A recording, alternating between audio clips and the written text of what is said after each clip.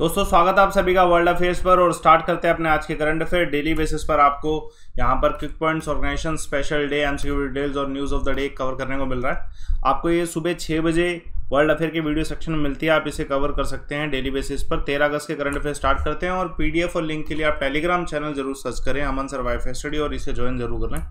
चलिए आज के दिन की शुरुआत करते हैं। देखिए आज 13 अगस्त है, वर्ल्ड ऑर्गन डोनेशन डे है।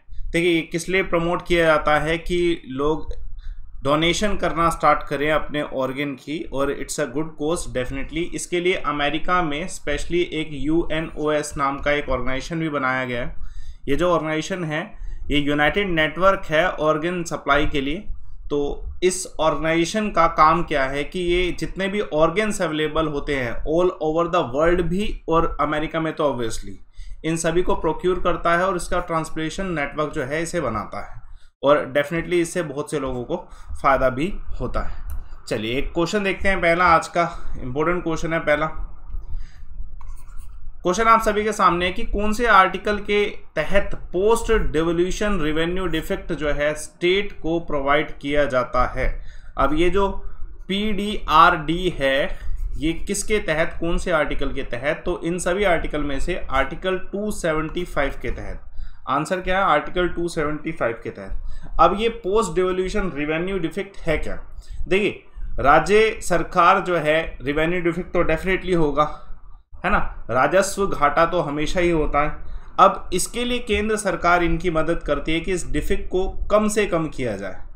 केंद्र सरकार क्या करती है? केंद्र सरकार फाइनेंस कमीशन की रिकमेंडेशन के अनुसार, जैसे हाल फिलहाल में 15 फाइनेंस कमीशन है, NK सिंह, ठीक है, इनकी रिकमेंडेशन के अनुसार आर्टिकल 275 के तहत कुछ ग्रांट जो है राज्य सरकारों को देगी।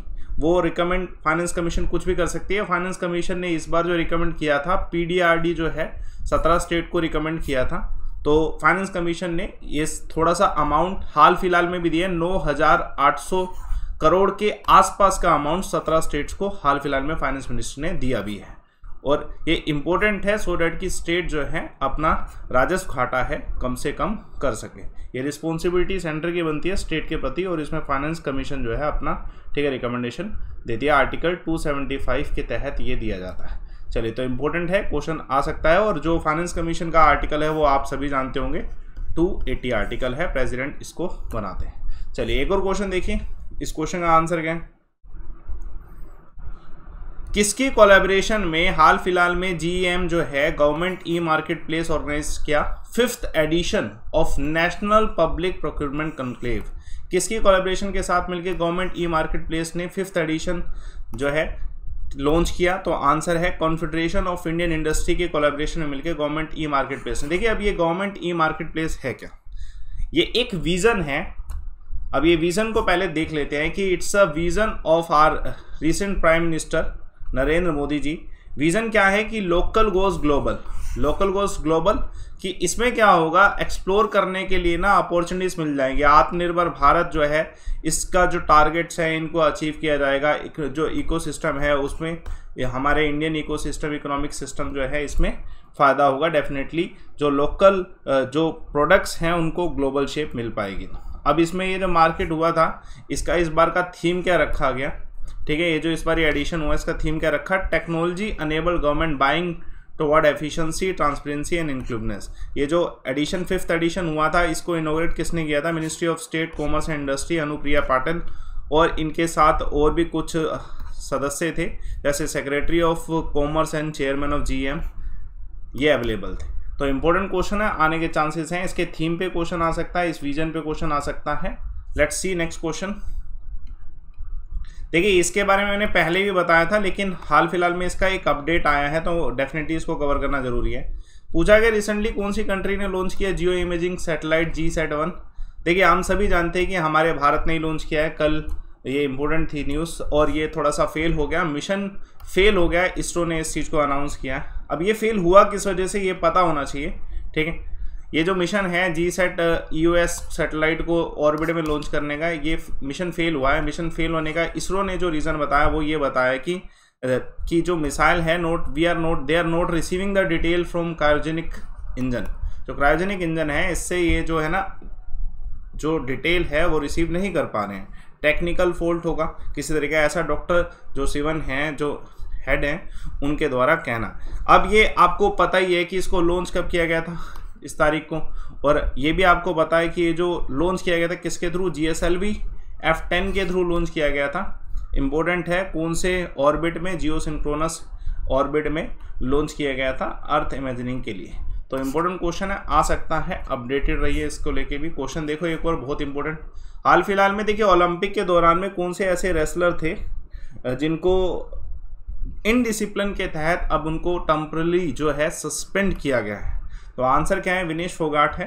ठीक है, आप सभी जानते हैं आंसर क्या है, विनेश फोगाट इसका आंसर है। टेम्पररी सस्पेंड किए गए विनेश फोगाट को, किसकी वजह से, इनडिसिप्लिन की वजह से।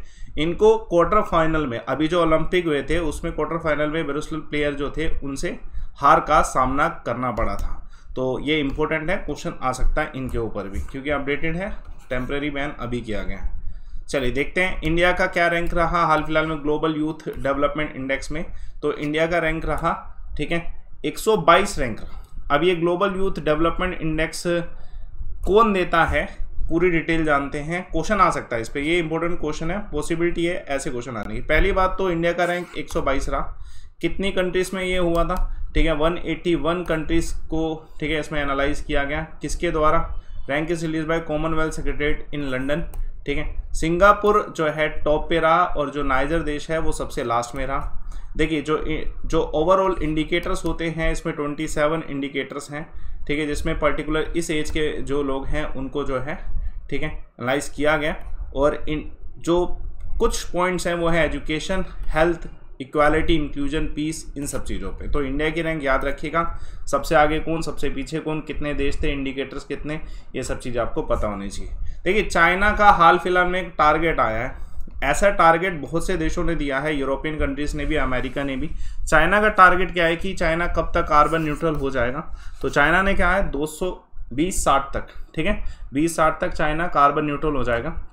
देखिए कार्बन न्यूट्रल का मतलब क्या होता है, ये टारगेट इनको सभी को पूरा करना ज़रूरी है। इंडिया का थोड़ा सा कमी है कार्बन डाइऑक्साइड जो एमिशन है, लेकिन फिर भी जान लेते हैं कार्बन न्यूट्रल होता क्या है। देखिए कार्बन न्यूट्रल का मतलब होता है कि हमारा जो कार्बन डाइऑक्साइड एमिशन है ना, वो जितना पॉसिबल हो उतना कम हो, और अगर जो नहीं हो पाता है कम, उसको क्या है एलिमिनेट करने के लिए और भी बहुत सारे तरीके होते हैं।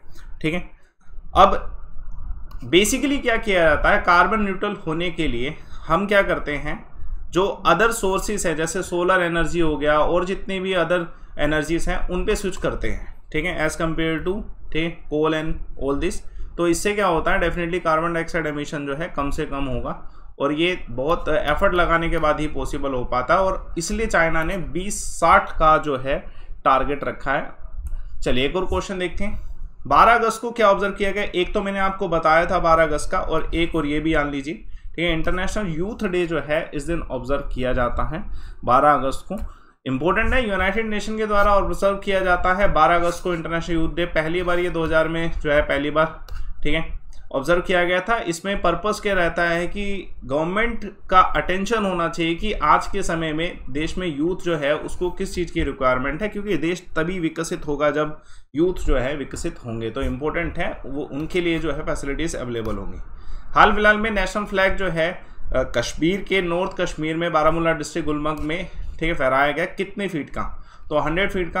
अब कोई क्या सर इसमें कैसे क्वेश्चन आ सकता है, बिल्कुल आ सकता है इसमें क्वेश्चन, इस तरीके के क्वेश्चन आने के चांसेस होते हैं, क्योंकि ये जो फ्लैग जो फहराया गया था किसके द्वारा फहराया गया था, नॉर्थ कमांड के जो हेड है उनके द्वारा, इसलिए इंपॉर्टेंट है। और ये कश्मीर में फहराया गया इसलिए और इम्पोर्टेंट है, फीट का क्वेश्चन आने के चांसेस होते हैं। ठीक है, आपको एसएससी में या अदर एग्जाम्स में तो पक्का मिल जाएगा।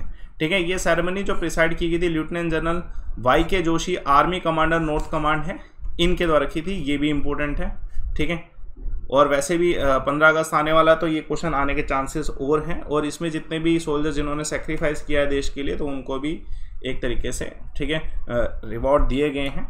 चलिए एक और क्वेश्चन देखिए, फेसलेस ट्रांसपोर्ट सर्विसेज जो हाल फिलहाल में कौन सी सरकार ने लॉन्च करी, तो दिल्ली सरकार ने लॉन्च करी है।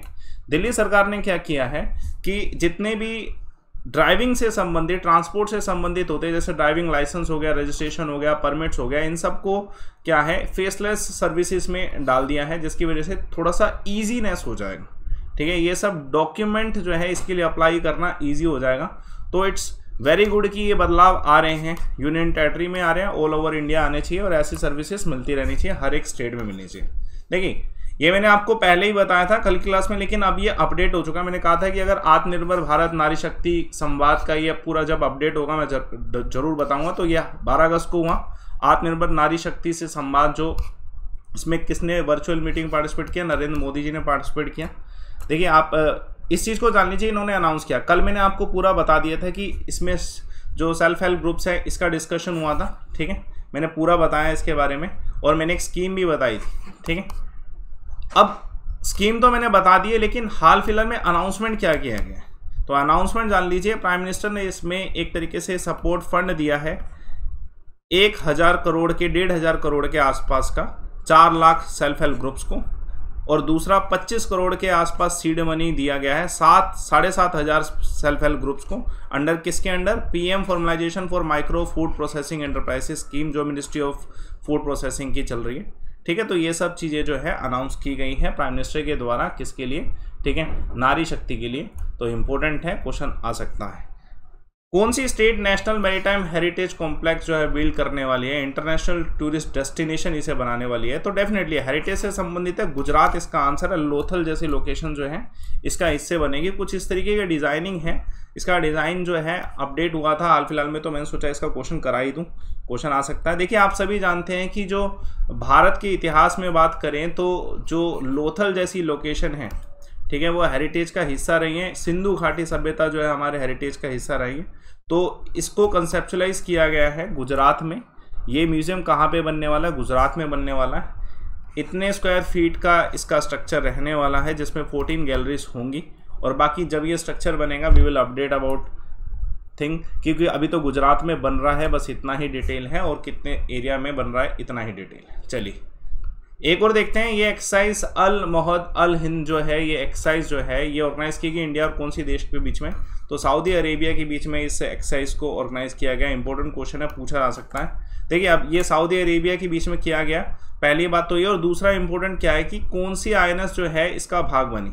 रिसेंटली एक्सरसाइज हुई सऊदी अरेबिया के बीच और इंडिया के बीच, लेकिन एक्सरसाइज में कौन सा हमारा guided missile destroyer INS Kochi जो है इसका भाग बना। आईएनएस कोची के बारे में जान लेते हैं। It's a flagship destroyer of Indian western naval field. पहली बात ये, क्वेश्चन ऐसे आते हैं, आईएनएस कोची के ऊपर क्वेश्चन आ सकता है कि कौन सा आईएनएस जो है इस एक्सरसाइज का भाग बना। कुछ इस तरीके के क्वेश्चन आपको मिलेंगे, ठीक है। आपको सुबह 6 बजे वर्ल्ड अफेयर के वीडियो सेक्शन में वीडियो मिल जाती है, आप डेली बेसिस पे देख सकते हैं, ठीक है। और दूसरी इंपॉर्टेंट चीज, इट्स अ कोलकाता क्लास, है ना, इंपॉर्टेंट है। किसके द्वारा बिल्ड किया गया? मैजगांव डॉक लिमिटेड मुंबई के द्वारा बिल्ड किया गया। कमीशन ऑन 30 सितंबर, ठीक है, 2015 में इसे कमीशन किया गया। इंपॉर्टेंट है, क्वेश्चन आ सकता है। आज का ऑर्गेनाइजेशन देखते हैं। देखिए मैंने अभी आपको बताया कि इंटरनेशनल ऑर्गन डोनेशन डे है, तो इसलिए इस पे क्वेश्चन आ सकता है यूएनओएस पे। तो मैं बता देता हूँ, United network for organ sharing इसे कहते हैं। फुल फॉर्म इसकी क्या है? United network for organ sharing. Basically ये अमेरिका बेस्ड है, अमेरिका बेस्ड है बेसिकली। इसकी स्थापना 21 मार्च, एनजीओ टाइप है ऑर्गेनाइजेशन, ये 21 मार्च 1984 में हुई। फाउंडर इसके जैन ए पेरिस हैं, हेडक्वार्टर वर्जीनिया यूएसए, प्रेसिडेंट इसके डेविड मिलिगन हैं। और इसका काम क्या है कि एक पूरा नेटवर्क बनाना जिसमें ऑर्गेन्स को जिन्हें देना है प्रोक्यूर किया जा सके और उसके बाद उसे ट्रांसप्लांटेशन के लिए आगे फॉरवर्ड किया जा सके एक जेन्युइन तरीके से। तो ये ऑर्गेनाइजेशन बहुत काम कर रही है इस पर्पस में। इंटरनेशनल जो ऑर्गन डोनेशन डे है इस पर्पस को भी फुलफिल कर रही है। आज का क्विक पॉइंट देखते हैं, इसको मैं आगे और कवर करूँगा। आरबीआई के द्वारा रिसेंटली किसे ब्रांड एम्बेसडर बनाए गए, कैंपेन अवेयरनेस के लिए घोषित किया गया क्या? बैंकिंग फ्रॉड की। तो नीरज चोपड़ा जी को ऑब्वियसली, है ना। ये हाल फिलहाल में एक बुक है अर्थ स्पिनर, ये किसके द्वारा लिखी गई? अनुराधा रॉय के द्वारा। महेश, ठीक है, रामामूर्ति जो चीफ इंफॉर्मेशन ऑफिसर अपॉइंट किए गए किस बैंक के? यस बैंक के। तो इम्पोर्टेंट है, आप इन सभी चीज़ों के लिए पीडीएफ के लिए Aman sir wifi study Telegram channel join कर सकते हैं। सर्च करिए, लिंक भी आपको मिल जाएगा। पीडीएफ भी मैं आपको बल्क में प्रोवाइड कराने वाला हूँ आज या कल में, सारी की सारी। तो आप सर्च करें, ज्वाइन करें, फ्री क्लासेस आपको अनअकैडमी पे अवेलेबल होती हैं। आपको सीधा अमनदीप शर्मा सर्च करना, अनअकैडमी पे सर्च करेंगे तो आपको मेरा प्रोफाइल मिल जाएगा। आप या तो वीडियो के डिस्क्रिप्शन बॉक्स में एक लिंक भी दे रखा है, वहाँ से भी ज्वाइन कर सकते हैं। सुबह 10 बजे करंट अफेयर की क्लास होती है। मोस्ट इंपॉर्टेंट आपके कोर्सेज अवेलेबल हैं। देखिए कोर्सेज जितना लेटेस्ट मिले उतना बढ़िया। एसएससी के नए बैच स्टार्ट हो गया, अदर कोर्सेज भी, अदर एग्जाम के कोर्सेज भी स्टार्ट हो गया। आप गोल सिलेक्ट कर सकते हैं, एसएससी या अन्य कोई भी। गेट सब्सक्रिप्शन में क्लिक करिए। जब आप इधर हैव रेफर कोड में लाइव वन लगाएंगे ना तो मंथ सिलेक्ट करिए 24 मंथ, क्योंकि 24 मंथ पे अभी 1 साल फ्री मिल रहा है। देखिए मैं आपको बताऊँ सबसे बेस्ट ऑफर 24 ही रहता है, क्योंकि सबसे कम फीस इसकी 24 में होती है। पहली बात तो इंपॉर्टेंट ये है, 24 साल में आपको 1 साल और एक्स्ट्रा मिल जाएगा, फ्री मिलेगा इस रेफर कोड पे लाइव मंथ पे। मंथ भी सिलेक्ट करेंगे तो आपको बेनिफिट होता ही है ना। तो आप ज्वाइन कर लीजिए, सारे टीचर्स अवेलेबल होंगे, सारे सब्जेक्ट्स, सारे एग्जाम्स की तैयारी होने वाली है अनअकैडमी पे। आप इस रेफर कोड लाइव को वन शॉट सोल्यूशन है अनअकैडमी पे ज्वाइन करने के लिए।